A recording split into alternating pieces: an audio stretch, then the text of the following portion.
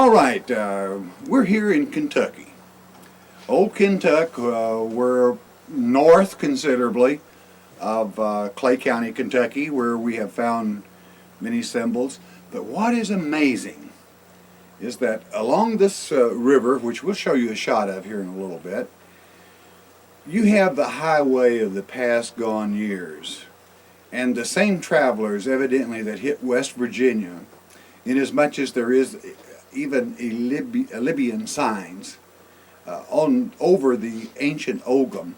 Ogham probably dating somewhere from 500 to 800 AD because it is vowelless and a fantastic find. I'll be showing you more of it, but first I want to introduce you to the gentleman that called us to our attention, and I know you're going to enjoy meeting him.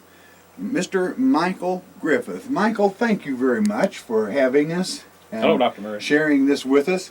And say a few words to the folks. He studies with us and is quite a student on his own. Feel free. Okay, we're on the Middle Fork River here in Breathitt County, and we don't want to give the exact location of where this find is, because you have vandals and teenagers that likes to spray paint and everything. This was brought to my attention. My sister's an art teacher at a local school, and a young lady in her class, they was studying art appreciation. And she was looking through this book, and she said, I've seen some symbols that resembles that, some inscriptions. And so she brought the school camera over and started snapping these pictures. And my sister sent them to doctors all over the place, and none of them knew what it was. And I was accidentally talking to my mother on the phone, and she told me about the pictures. And I said, what do they look like? And she told me, I said, well, it's Ogham. I knew immediately what it was. And then after I got, just 3 or 4 pictures of it, I know I better come on over and look at it before something happened. And we came over and done a little cleaning here, as you can see. Just a little lichen and mud was on it with just a straw brush, just for picture clarity. And this is what we come up with. Well, that's great. We're sure glad you did, Michael, because you were absolutely correct. It is Ogham. Now, I want to show you, and then we're going to etch, whereby it shows up better on camera, and it must be the right hand. You'll remember the symbol in, where was it, Horse Creek, and we'll show you a little cut of Horse Creek here, the rebus. And here is a beautiful rebus, the right hand of God.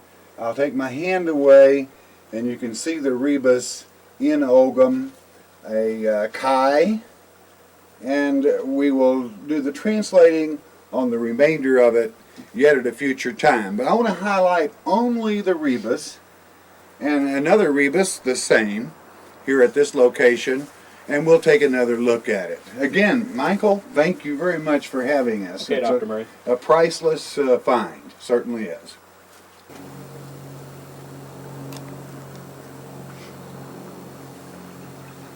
I thought this was a quaff when I first seen it right here. Uh-huh. Does that extend on up, or does that extend back? I believe that's been scraped. I do.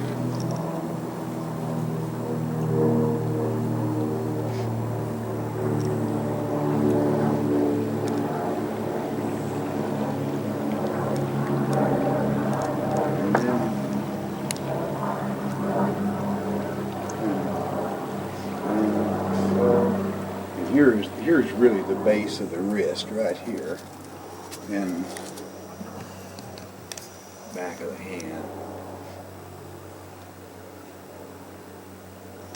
Here? Uh-huh. Okay. Here we have the rebus now highlighted, and almost from experience in West Virginia, this is going to be the right hand of God in a rebus with the adjoining Ogham adding to it. But I just wanted you to see a little bit of how it's done. Now what we really have here is the palm of the hand. There's sort of a depression here. You can't see it, but I'm going to say that it is sunken approximately 1/4 to 3/8 inches from the surface of the rock. Someone went to a great deal of work. And of course we have Ogham here, which we'll explain that following. So, a rebus, the right hand, only the right hand will fit it. Here you have 1, 2, 3, 4, and the thumb of the right hand of God rebus. I'm sure that's what it will check out to. If not, when we translate the Ogum, then we'll have a look at it.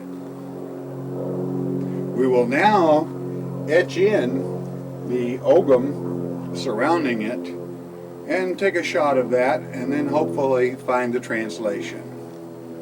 Okay, here we have now the rebus, the right hand of God, and let's take each of these sections and we'll go from there. Again, I would remind you that the material that we have highlighted this with does not stain, has no chemical reaction to anything in the area, and simply washes away when we're through with it with water direct from the river, and leaves no after effects whatsoever. Always be very careful. If we set an example that you would want to follow, know first what you're doing and then do it, but don't use paint. Best not to use chalk in the very lines themselves, but this solution works very well. Okay. Here we have another, let's make this the wrist, and you see another right hand of God here. We'll be filling this in. However, this is a little different than the other, because notice the cross, and then at the same time notice the row, meaning Christ, Christos, inside the palm of the hand of God. Now we'll paint this and let you have another look at it.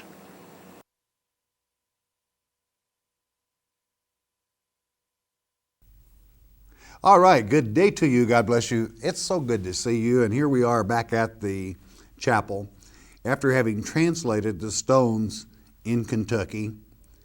And I would like to say that never before would I miss Dr. Barry Fell the way we miss him now after his passing to the Lord, because he teaches well. And after having translated it this time by yours truly, but I still must give credit to Dr. Barry Fell for the knowledge that he has passed on to his students and to those people that he has worked with, and myself being one that is so very proud to have been a student of all his works.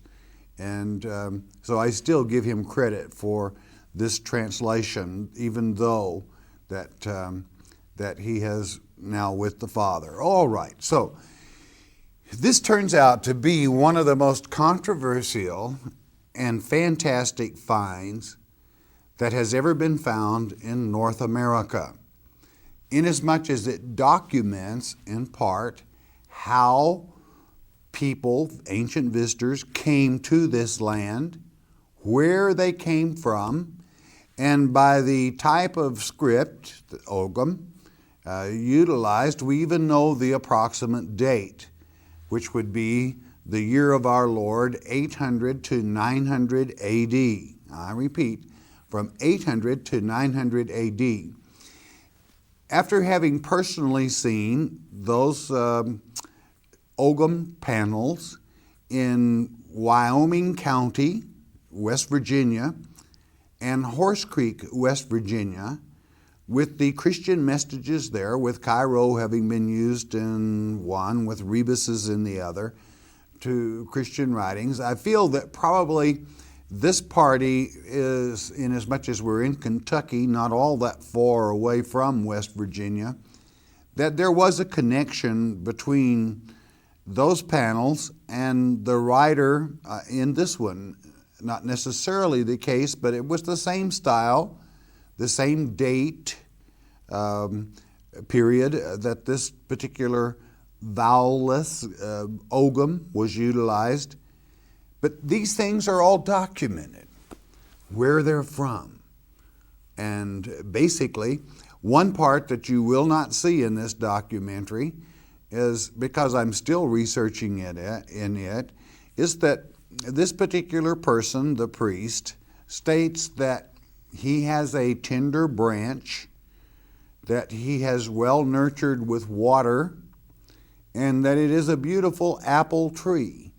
Evidently, they were planting apple trees, and I'm searching back in history in this county as far as we can, which our chances are not that good, in as much as the apple tree is a tree that is really susceptible to diseases and so forth, that any part of them could still be living after that many years.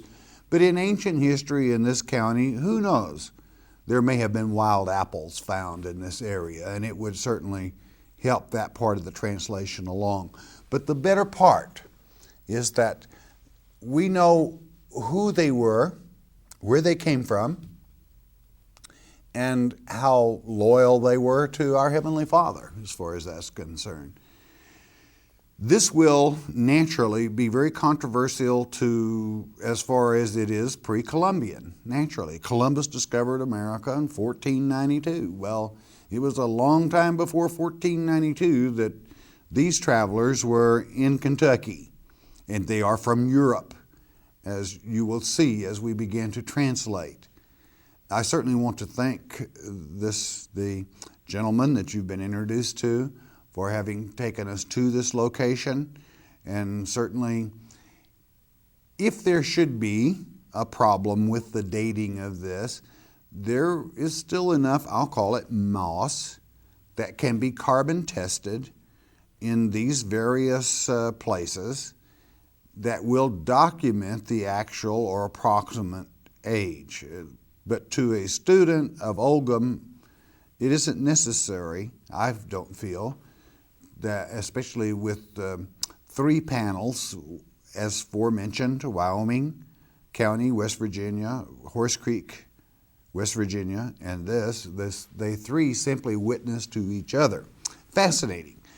I know you're going to enjoy this, and certainly I consider it one of the master finds as far as ancient writings in America, because so much information is brought forth for our benefit historically, to document from stones that speak of any panel that I have witnessed in North America, as I stated. And without repeating myself, I think this will be a very controversial find because of the amount of knowledge that is thereon. So, with that having been said, let's enjoy what was discovered, the meaning, the true meaning found on these stones. Here we have the stone itself that has fallen from the roof that was used for a panel. Now, concerning the apple tree, which I will not translate for you at this time, it would be as you look at the picture, it would be the writing with, how can I identify it? It looks like an upside down A to U, okay?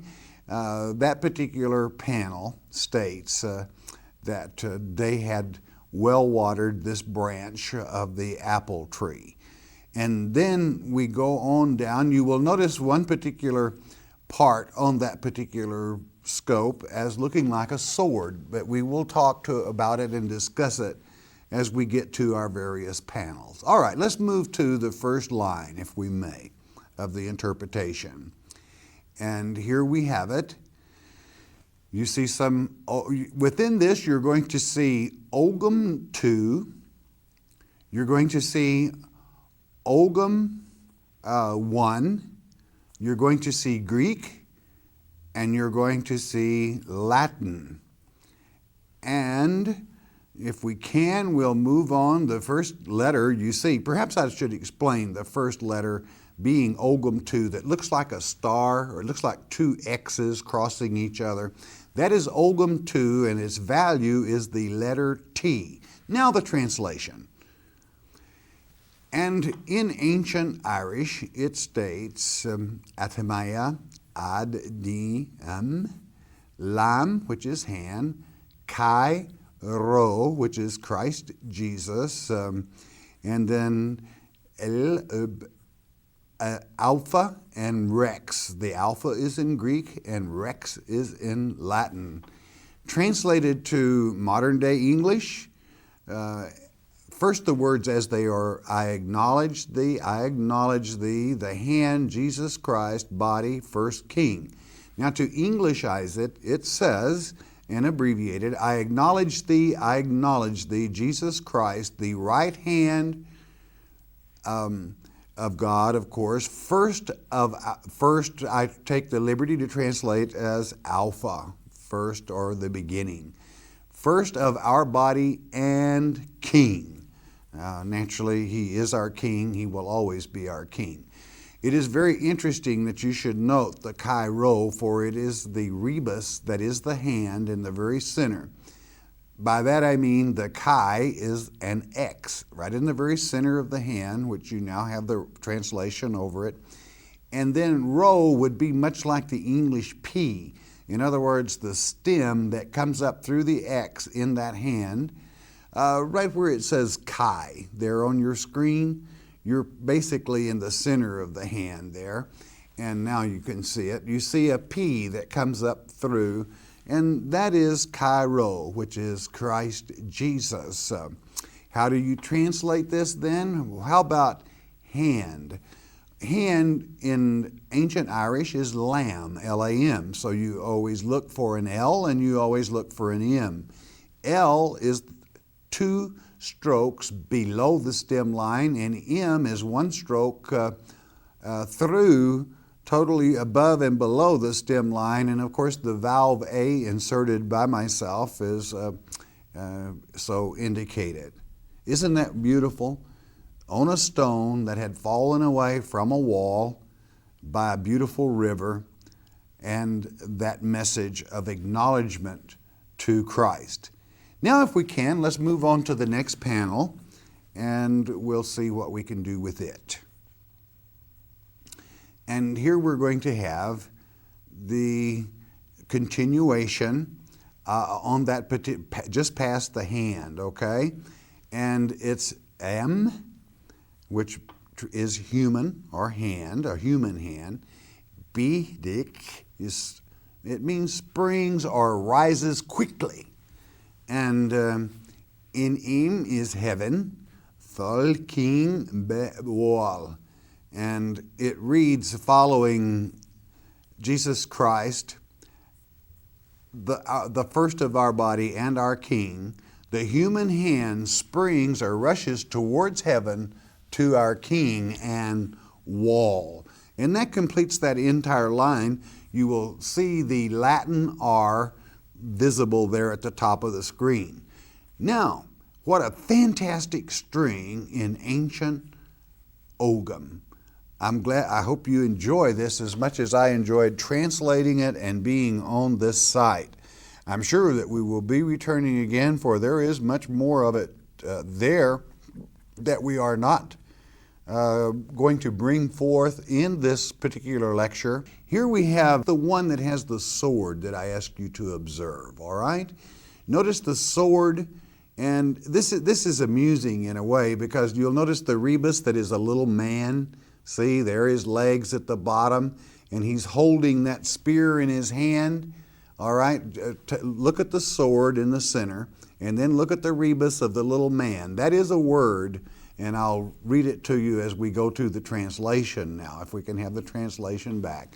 In the Ogham, we have Moedid, Asmel, Mame, with S-C-M-L-L, which is to say, translated from ancient Irish, victory cry or a boast. In other words, I'm bragging. And Asmel is wrapped in fire, part of a spear. In other words, my spear is wrapped in fire, and then the other is no evil person. Now this is my translation. I boast with a victory cry. I raise my spear wrapped in fire. You won't find an evil person around here.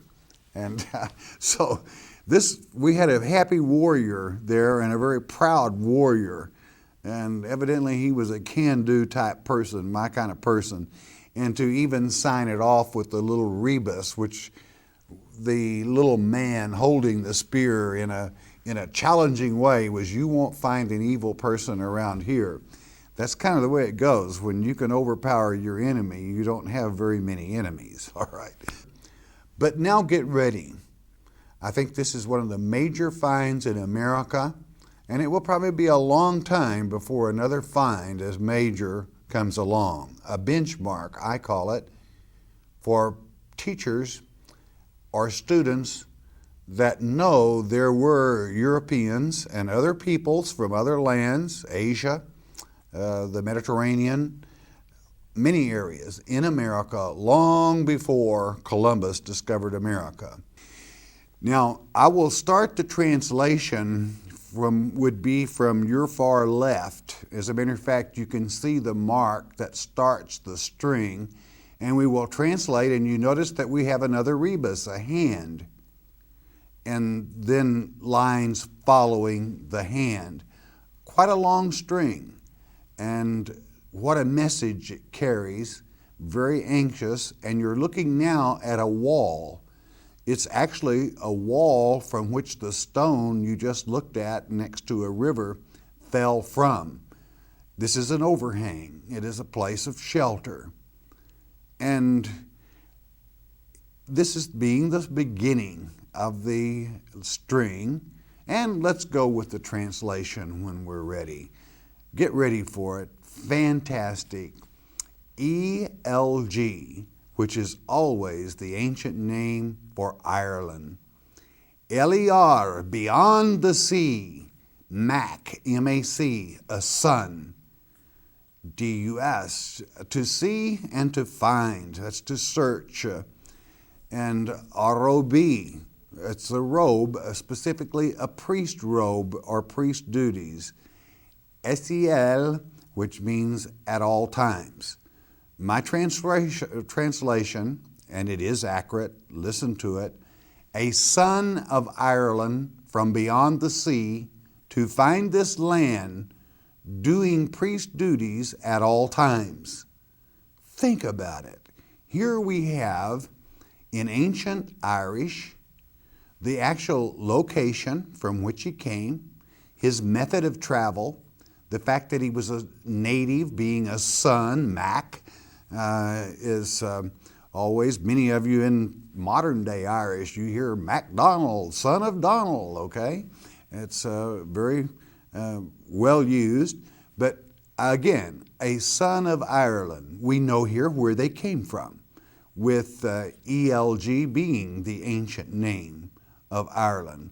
His method of travel, from beyond the sea. He crossed over the sea to do what? To find this land. And what was he? Doing priest duties at all times. In other words, he did not give up his duties as a priest at any time when he was fulfilling his services of the trip. To me, that is a major find. It is, to my knowledge, one of the only panels found in North America that give the actual location, and with the ability to date the panel by the type of ogham used, we find a son of Ireland traveled beyond or across the sea in the year 8 to 900 AD. He was a priest, and it was priest that had the ability to write, that is to say, scribeship. And to me, it is fascinating, and quite frankly, it means that with full documentation that all school books in America should be changed from the fact that Columbus discovered America. He did not. He came to America, but he did not discover it. And any geologist or archaeologist that allows common sense to prevail in finding and being able to date knows this for a fact. How many times must these beautiful finds be made before someone finally wakes up to the fact that there were many people in America before Columbus? He was a late comer. All right, let's go on with the rest of the translation.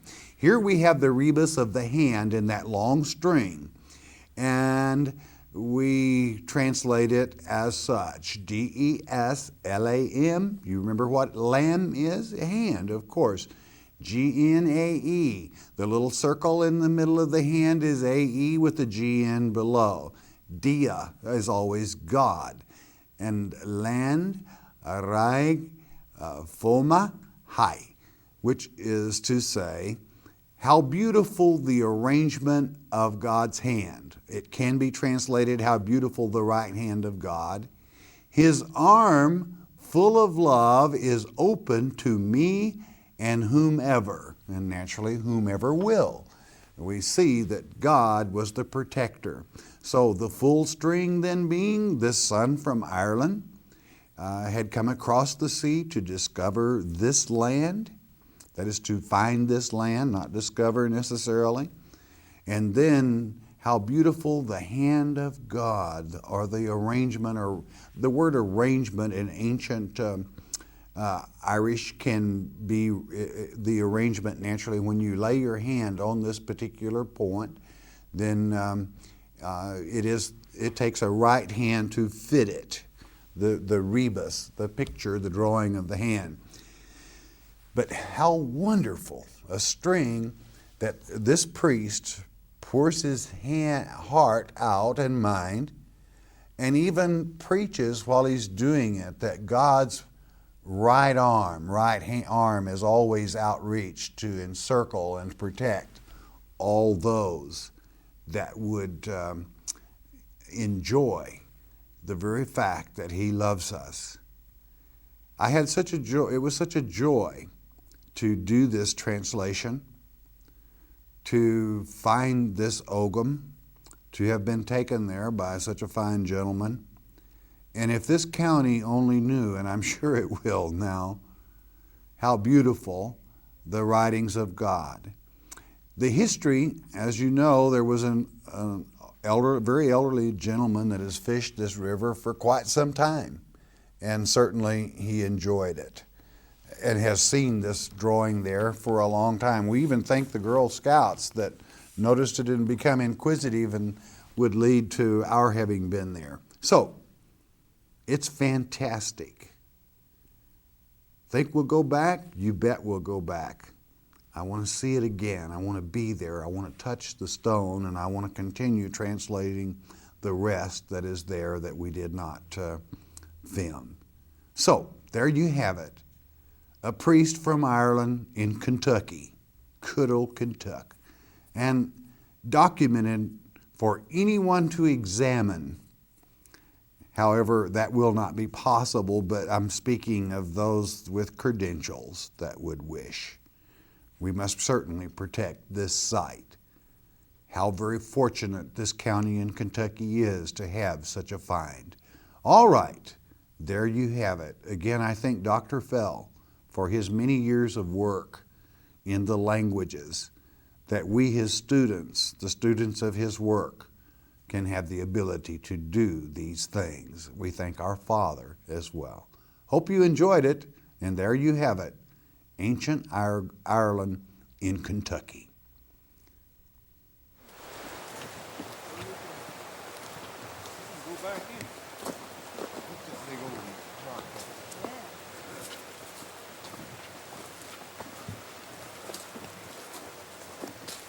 Okay, we're here in Marion County, Alabama.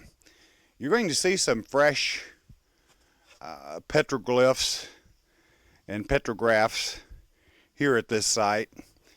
We're still working out the interpretation, but there's one thing that's always easy to read, and that's a mortar, indicating about how long someone was in the area. You will notice the depth of this mortar. So someone was in this area for quite some time. We're going to pick this up here at one of the first drawings, and we'll determine as we go along perhaps what people it was, but there is a perfect arrow which would be pointing in a northerly direction, maybe a little northeast. You'll notice two perfect circles on each side of this. We'll be showing you more of these. What does it mean? Well, as we piece together the graphs, no doubt we'll have a pretty good idea the meaning thereof. So always a directional marker. Now, what could this mean? Usually an arrow can indicate to a main body of water, a direction in which one particular group of people traveled, whereby those that would follow would know where their people were, or their direction even for a return trip. Again, on this marker, a perfect arrow. The arrowhead is really quite well done. And if it were to be Indian, you can almost tell by the shape of this arrow what people it would be, because it very much resembles certainly a well-fashioned point with the two circles. We'll move on around to another site here, and let's work a little more on it. Again, you're on a virgin exploration trip here. Let's see if we can understand it. Probably never on television before. Okay, I want to draw strict attention to the spiral. A double spiral. And you know the meaning of this. It means water, or a religious symbol being that this is Mother Earth receiving Father Son and creating natural life on Earth. The last explanation being early American Indian. Also, a spiral can be used in the sense of a directional pointer for this part right here. But it always means that water is near. And when you have a proper device to check them out, you'll find that they're always correct. And I don't know if we're going to be able to get it on camera, but to show that they're indicating water, there's the most beautiful natural spring hidden way down below with the sun shining on it. And I'm sure that'll pick up on camera, because Glenda, if you'll step back one step, other way, dear. There, we have the water, the reflection from it, beautiful, clear water. And of course, the spiral indicating that. We have another symbol just past that could be a birth symbol from what people, I'm not sure yet.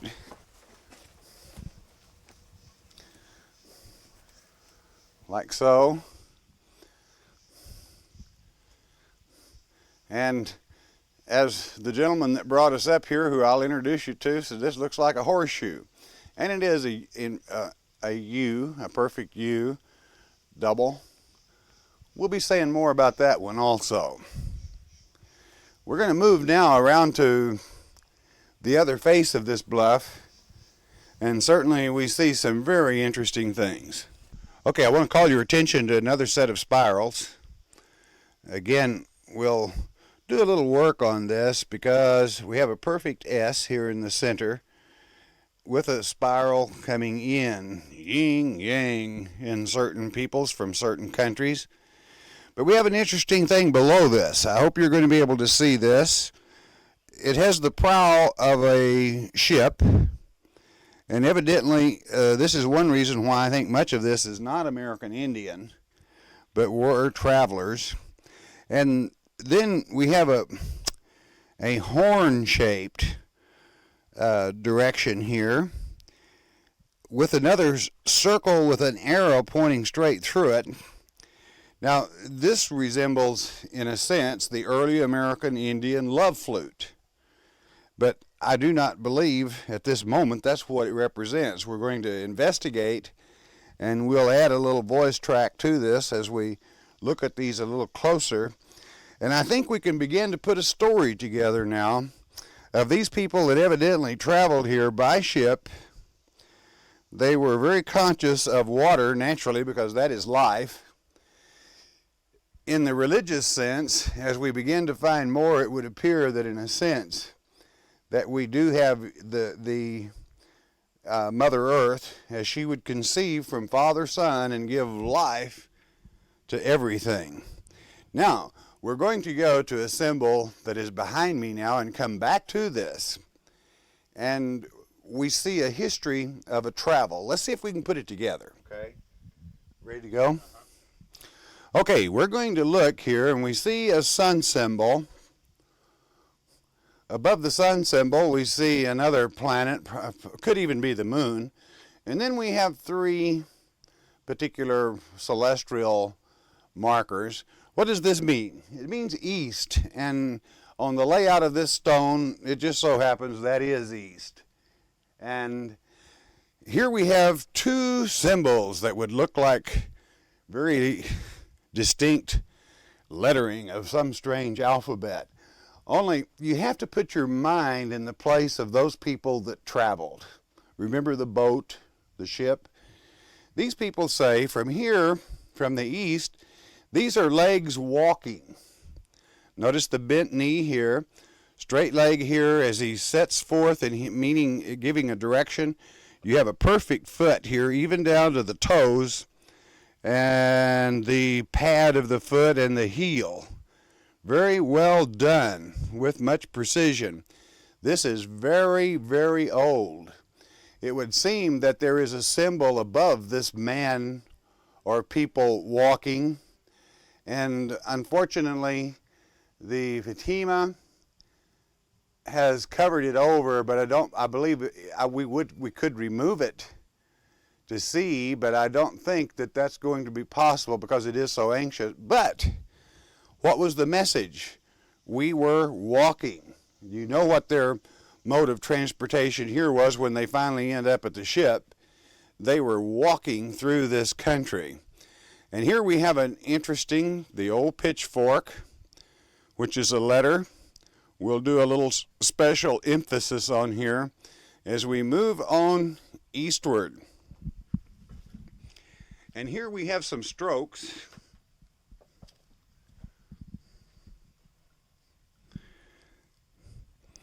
We have this symbol with an override, and then we have something that could even possibly be triogam. We have one complete stroke, that would be an M. We have another complete stroke, which would be a double M. And it's possible there was a mine somewhere in the area, for that's what this would mean in ancient Ogham. And there seems to be much direction of pointing here. And then we have a stem line. One stroke below the stem, one across, an M, and another stroke below, BMB. BMB, some form of bale? I think not. We'll do a little work and a little thought on this. Directly above, this is very well incised and it is very ancient. It dates back to at least Christ's days. And then above this we have an interesting thing again. We have another arrowhead. We have the two symbols here with a fork below pointing in a direction directly off the center of the B as we see it on this stem line. Now, we're walking from the east, which means what? We're going west. And again, the arrow with direction for emphasis. Another time, an arrow with direction. So then again, I've never noted so much emphasis on one symbol. You will remember at the last site, that's about 25, 30 to 40 feet from here was the lead into this. And then we come to the ship, which evidently this connects with a river that would be to the west of here. I can think of several rivers to the west of here. There would be, number one, the old Mississippi, which would be 200 miles to the Mississippi. And then the Tennessee runs not too awfully far from here, much closer. But much travel was allowed in here, and as you know, the rivers were the highways, the byways. Again, a spiral that's going to be very significant as we continue to research. The ship, the upside, the emptied out moon, which means empty, and what would appear to be, and no doubt put into the stone at the same time, this heavy stem line, and the BMB, were placed here. How fascinating. As we look back into time, and it seems we can understand so much, and yet at the same time, the message they left is so interesting as we try to understand the heritage of not only this great nation, but the world. As God's people would migrate, God said he would scatter them, and certainly, as I've always told you, stones do speak if you'll pay attention and listen with understanding. I feel it is absolutely necessary that first we identify the people, whereby we know how they thought, therefore we can put ourselves in their place and better understand the message that they have left in either worship, which it would indicate that certainly they did worship, and with the spirals, which spirals real heavy in Great Britain. The Celts used spirals. It's a strange thing, but spirals meaning water, as well as spirals can mean mining as well. 85% of the spirals found in Europe are in an area where the majority of the minerals are taken from the ground in one form or the other. I certainly am not indicating that this is a mineral strong area or anything. Again, why? There's one thing that's absolute that anyone could understand from this. These people were traveling. They give you their travels. It's obvious they spent a great deal of time in this area, and they produce some pretty good grain, nuts, corn, because of the mortar. And there are other mortars that are not too far from here, 3 in one particular place, on a stone. So there were a number of people. They were traveling. The precision of the artwork on the legs traveling, again, amazes me. And I want to call attention back to it again. Not only are they traveling away from the sun, which means west, but you actually have the toes, the big toe, the ball of the foot, again the heel, but you have the motion. So, as ancient as this is, the message is still delivered with motion actually in it, as we have moving pictures today. You have a moving picture here also. Again, I find it fascinating. I find it interesting. Many people might say, you mean you really enjoy those symbols that are on that rock? I certainly do, because they give us a wealth of information concerning the ancient travelers, where they came from, what they believed. You see, we have 2 or 3 symbols that are going to identify who these people are as we investigate the travelers of the world and who these symbols were left by. Okay, here we are again, way down in the state of Alabama. I want to introduce you to a gentleman that has taken us on a side expedition where I think we've found some real wonderful information. Old time family here in Alabama. I want to introduce him to you. We're standing in front of the old home place. Always brings back a lot of memories, and it certainly brought back a lot of memories for me. Joel Palmer, Mr. Joel Palmer. Joel, thanks for having us. Good to have today. you here with us. Hey, I noticed you've got several things on the wall that seem very familiar to me. Here's an old crosscut saw. I wonder how many of you have ever used an old crosscut saw. Joel happens to have wore a little off of this handle himself, right, Joel? Termites too. And let's see what we have here.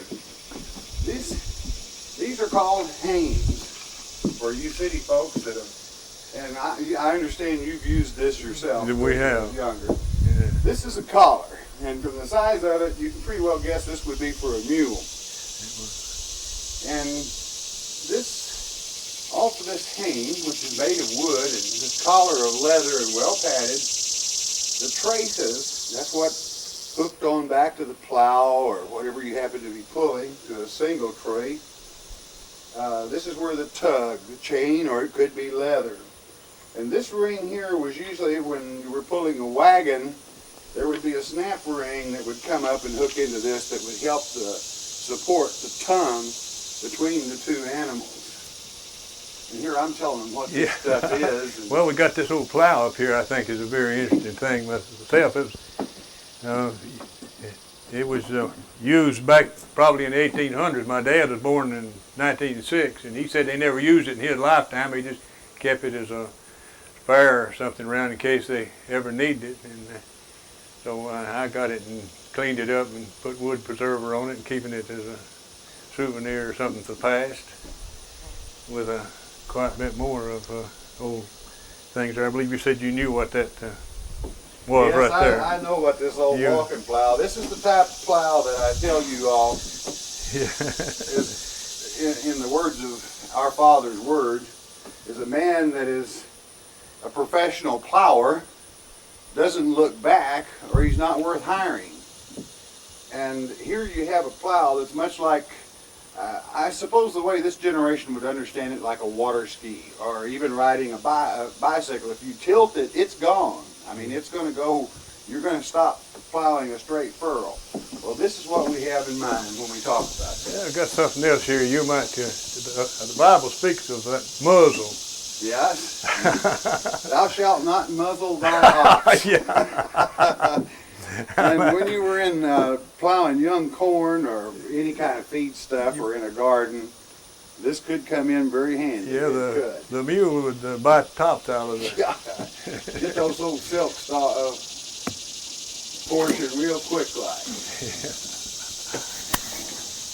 Well, Joel, it's very obvious that you take great pride in your heritage. I do. This is a home away from home. This is just the old home place, and he has his own personal family museum. Inside he has some wonderful things. We're going to try to show those to you. And I just want to say again, Joel, thanks for having us Good to have you here. And thanks for taking us out into the field. We're all excited about you coming. Joel, again, I compliment you as we're in this old log cabin, log house, home. And I see from the wall, which I removed this from too dark a place to share with the people, it shows the great pride that you take in your heritage. Could you tell us a little bit about who these Palmers are? Yes, the first one here would be one of my great-grandfathers that come from England to Northumberland County, Virginia in 1649. And he married, and he had his oldest son was Joseph. I forgot there that he was born in England, but I found some more records that made me believe he was born in Virginia in 1645. And he raised a large family of children right there where I guess a lot of the Palmers branch off from. But his son Benjamin, I find in our line, born in 1684, died in 1781. He too lived in Northumberland County, Virginia, in the same area there. He died. Him and his wife both died the same day. I don't know. According to records, they must have had some kind of sickness that both had it, and they left 4, I believe it was, small children, and other people in the family there took these kids and raised them. And Ellis, somehow he wound up in Chesterfield County, Virginia, that's right below Richmond, just a little ways, and he married Ann Rudd. And when the Revolutionary War come along, he volunteered. And at that time, George Washington was up there about ready to cross the old Delaware, and I had pictured him in my mind that there sat Grandpa on the boat with him. But after I checked the records out of Washington D.C. out of the archives, I got down to what he was doing exactly the same day that happened, and he was in the hospital. So that busted my bubble on that. But he did. He stayed in 3 years, and then he re-upped and stayed. And then he got some land down in South Carolina, Union County, South Carolina, and he moved down there. And that's where my great-grandfather John Palmer was was born, or where he lived. I believe he was born up there in Virginia. in Virginia. Yeah, then he came on down into South Carolina, and he married Martha Williams, and he I've got quite a bit of records on him. He owned a big farm plantation there, right about where the city of Union, South Carolina is now. He owned that area right in there, and he's buried there on the old family farm now. And the old house, partly still standing, that he lived in. I've been in it. It's something similar to this. But he died in 1828, and he was a Revolutionary War soldier too. And I joined the Sons of the American Revolution through him. I got his records, and I couldn't. And they verified the fact that he was the same John Palmer enough until I joined the thing anyway. But his son Benjamin Hezekiah, he was a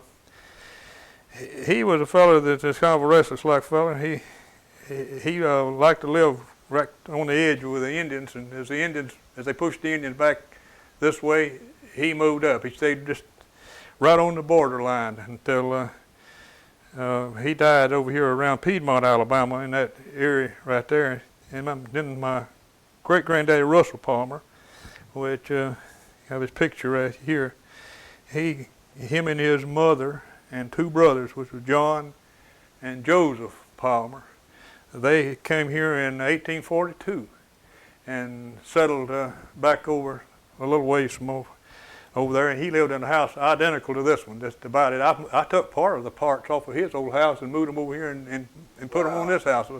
And part of that old house is this house, because I moved part of it over here. And he lived all of his life right there. He built that house, and I believe, according to the family history, it was 1845 when he built the house. And they lived there all their lives. They had 11 boys, 1 girl. And which my granddaddy, John Howard Palmer, they called him Doc. He was a doctor. And most people around here knew him as Doc Palmer. And he was born in 1858. He was a kid during the Civil War, and he had a lot of stories to tell. He wasn't old enough to go, but he seen and heard a lot of things. He was quite a storyteller. And then my dad, he's in nursing home now, but he's James Howard Palmer. 1906. Well, I know he has quite an engineer in this county. Built a lot of the bridges and so forth, and I think that's fantastic. Yes, now, we had seen a crosscut saw out on the front of the cabin. Yeah. I guess that's just what you were feeding right here. Yeah. I understand your dad would go up in the woods and cut a tree and drag it up with the mule, and when you got him from school, my job to feed the furnace. Yeah, it took a lot of wood, and had to carry it in. On the mantle of the fireplace, I see 2 pictures there.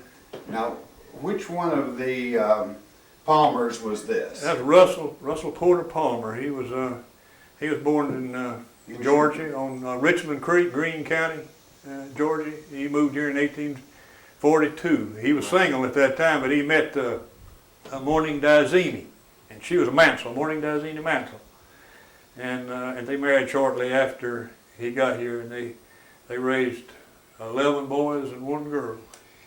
And here's something very interesting that you'll always find on the battlefields during the Great Civil War. Yeah. Cannonball. Yeah. And Uncle Illick and my granddad went up there, and I believe about 1870 to Shiloh, and they picked up several things like that. It was just a farm then, and the fellow that owned the farm was glad to get rid of that stuff and get it on. And a lot of junk laying around. So a cannonball from Shiloh. Yeah. Fantastic. And they brought back quite a bit, but I wound up with a cannonball and 1 bullet and a...